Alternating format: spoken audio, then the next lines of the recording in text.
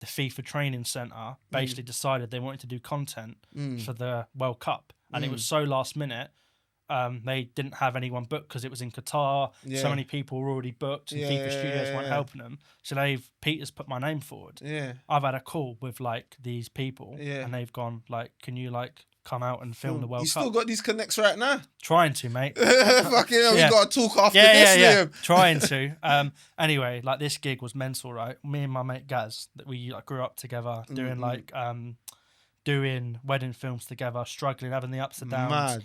Getting your cameras nicked together. Cameras nicked. We've ended up, and I swear to God to this day, and I say this to everyone that went to Qatar 2022 and got paid for work, no one had a better trip than me and Gaz. Yeah. We basically turned up, and all we had to do was you're getting paid, like, I think for the 4 weeks we were there, between us, we were taking about 75k, right? For 4 weeks. For 4 weeks. But it gets better than this, right? It gets better than this.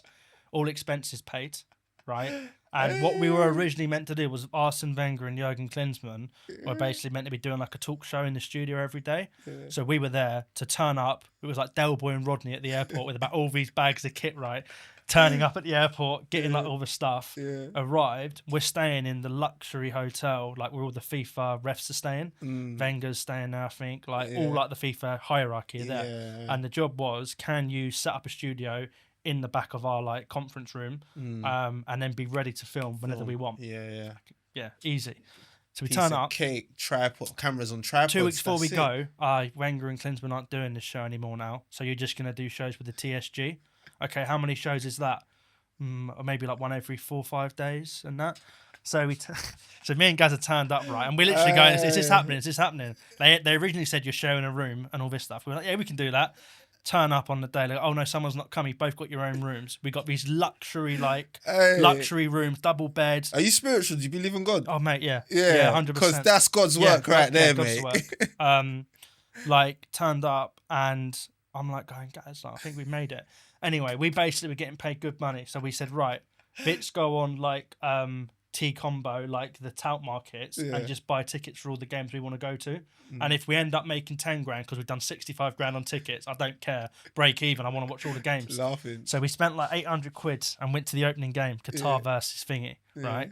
And turned up, like bought the ticket. We also bought tickets to England's opening game. Yeah.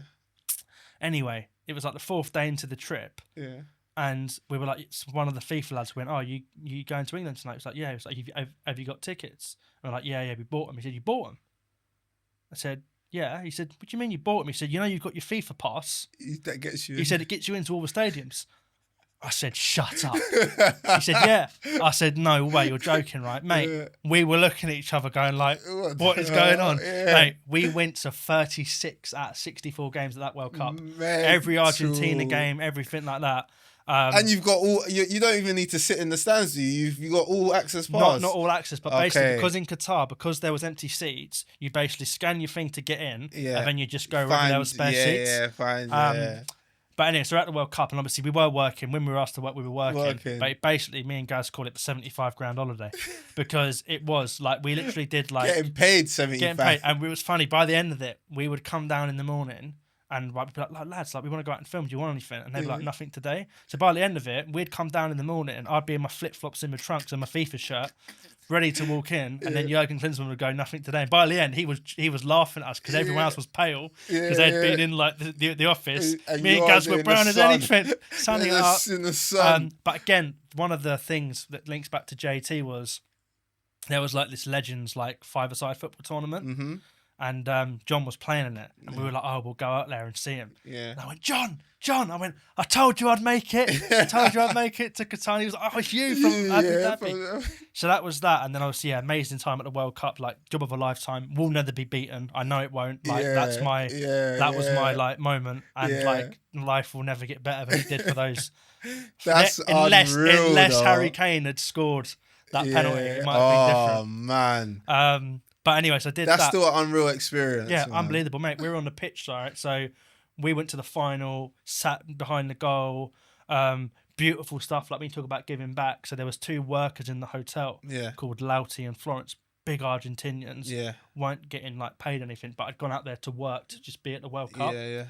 and we had already bought tickets for the final. Yeah. So we ended up then they were like going for like something like 3-4 grand. Grand, cool. So we ended up giving them the tickets at like face That's value. nice. Yeah. And basically like gave them like the program and all that, and they went to the game. We were at the game.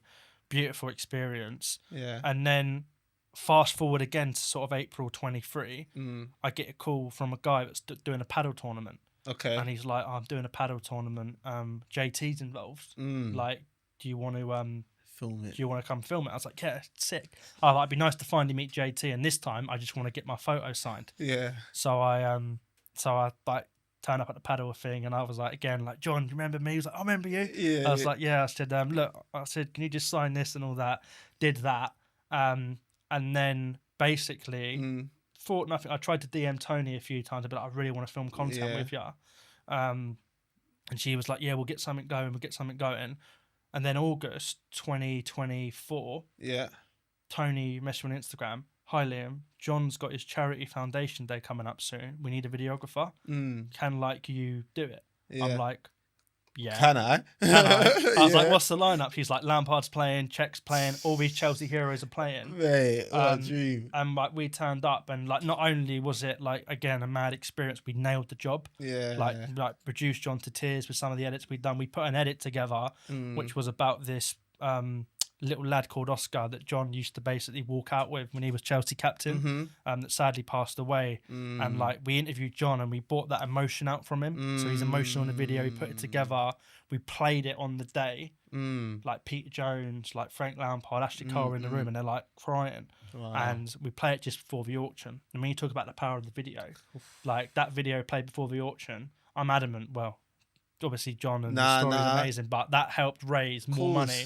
Because you're tuning people in before emotion, making them feel. Come on, emotion. And yeah, like we did that, and like it's just like it's crazy. Like there's so much to take away from and like them. I say, like with people that I work with now, I've always been myself, and I've always been transparent, and I'm also like I'm a bit of an open book. Yeah, but you know what's key, Liam? Yeah, and I know you got more to say, but what's key is that. When you first saw John, you weren't gagging for the opportunity. Like, John, I'm a videographer, I do this. You bide your time. Hi, John. Boom, boom. Take your picture. Nice general chat. This is what I do. Kept it calm. You know what I mean? You didn't go for the kill. Seen him again. I told ya. You know what I mean? Kept it calm. Yeah. Seen him again. You was biding your time, you know what I mean? And it worked out for you. Yeah. Yeah, which is important, bro. And I think that's the thing. It's like I get sometimes told like you're too open. You share too much. No such thing, man. But I just think like I am me. And like that's the way I am. And like that's come on, my guy. That's how like come on. That's how you get work. Come on. Like I think if you can make someone like and I've lost gigs because of it as well. Yeah. Like, I've had like pros and cons. Yeah. I've had gigs where it ain't worked out because they've gone, oh, I want someone more professional or I want someone more like that sort of thing.